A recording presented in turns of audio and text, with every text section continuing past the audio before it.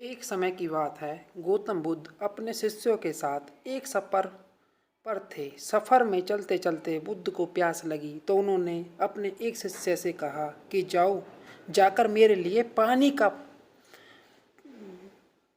पानी लेकर आओ। अब ऐसे समय में उस शिष्य ने आसपास देखा तो कोई भी कहीं भी पानी का स्रोत नहीं मिला, लेकिन उसने और कोशिश की तो रास्ते में उसे एक पानी का स्रोत मिला।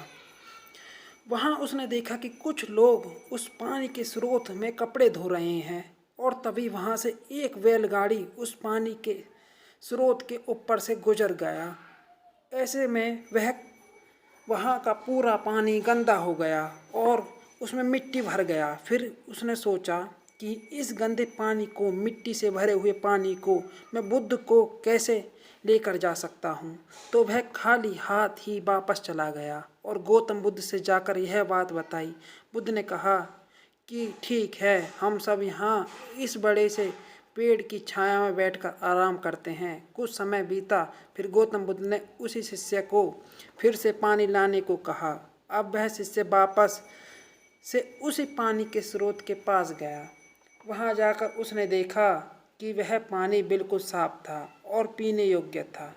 अब वह शिष्य बुद्ध के लिए वह पानी लेकर गया और उसने वह पानी गौतम बुद्ध को पिलाया। बुद्ध ने सबको यह बात बताई कि जिस तरह से पानी में कीचड़ मिट्टी फैल गई थी, लेकिन उसे थोड़ी समय तक छोड़ देने तक उसका सारा मिट्टी नीचे बैठ गया और वह पानी वापस से साफ हो गया। उसी तरह से हमारा मस्तिष्क भी है। जब हमारा मस्तिष्क अशांत हो तब उसे वक्त देकर उसे शांत करो। हमारा मस्तिष्क भी थोड़े समय के बाद शांत जरूर होगा। अशांत मस्तिष्क से कोई भी निर्णय नहीं लेना चाहिए। बस हमें करना यह है कि हमें अपने मस्तिष्क को थोड़ी देर तक शांत रखना है, जिससे कि हमें अच्छे फैसले ले सकते हैं। बच्चों की कहानियाँ, इसका मोरल ये है, कहानी का मैं आपको मोरल बताना चाहता हूँ। कोई भी व्यक्ति अशांत मस्तिष्क से लिए हुए फैसले हमेशा गलत होते हैं। हमें हमेशा शांत मस्तिष्क के साथ ही कोई निर्णय लेना चाहिए, जिससे कि गलतियां होने की गुंजाइश कम हो जाती है। कोई व्यक्ति गुस्से में निर्णय ले लेता है, लेकिन वो निर्णय उसके लिए भविष्य के लिए गलत होता है। और मैं आपको एक और स्टोरी बताने जा रहा हूँ, जो भी गौतम बुद्ध की ही है। मारने वाले से बचाने वाला बड़ा।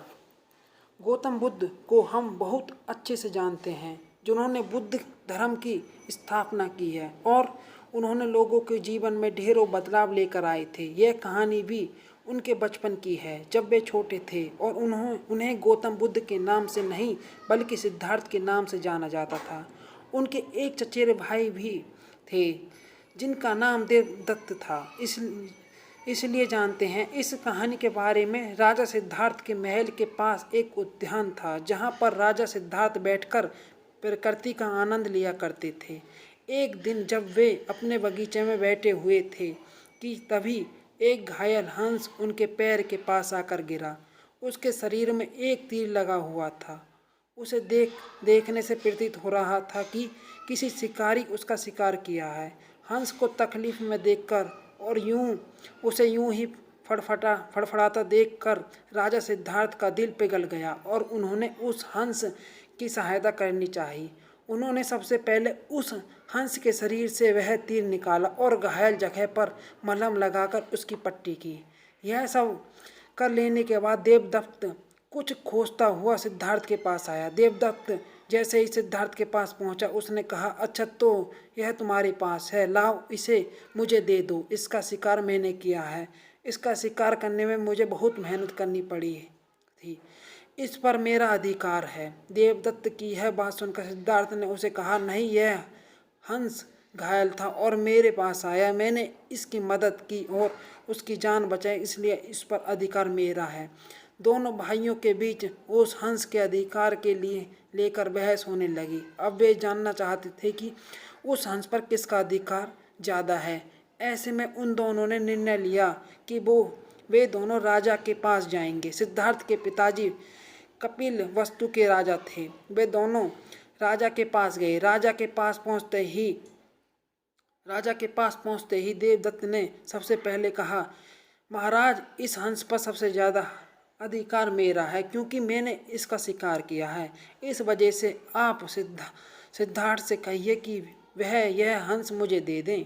जैसे कि देवदत्त की बात पूरी हुई, तब राजा ने दोनों को शांत किया और फिर उनसे पूछा कि पूरी बात क्या है। ऐसे में सिद्धार्थ ने राजा को पूरी बात बताई और उनसे बोला, पिताजी, बात यह है कि इस हंस का शिकार देवदत्त ने किया था, लेकिन यह हंस घायल होकर मेरे कदमों के पास आ गिरा। इसे घायल देखकर मैंने इसका इलाज किया और इसे ठीक किया। अब आप ही बताइए कि इस हंस पर सबसे ज़्यादा अधिकार मेरा है। राजा ने इस मामले पर अच्छे से विचार किया। विचार कर लेने के बाद उन्होंने सभा में सबसे एक बड़ी बात कही, और वह बात यह थी कि मारने वाले से ज़्यादा बचाने वाले का अधिकार सबसे ज़्यादा होता है। इसलिए इस हंस पर सबसे बड़ा अधिकार सिर्फ और सिर्फ सिद्धार्थ का है, क्योंकि उसने उस हंस को मारा नहीं, बल्कि उसे घायल देखकर उसका इलाज किया और उसकी जान बचाई। राजा के ऐसा कह लेने के बाद देवदत्त को बात अच्छे से समझ आ गई। वह भी जान चुका था कि मारने वाले से ज़्यादा बचाने वाले का अधिकार सबसे ज़्यादा होता है। तो इस स्टोरी का मोरल यही है कि इस कहानी से हमें समझ में आता है कि मारने वाले से ज़्यादा बचाने वाले का हक होता है, उसका अधिकार भी मारने वाले से ज़्यादा होता है। इसलिए हमें भी दूसरों की मदद करनी चाहिए और परेशान लोगों की सहायता करनी चाहिए। ऐसा करने से हम अपने आसपास के समाज को अच्छा और बेहतर बनाते हैं।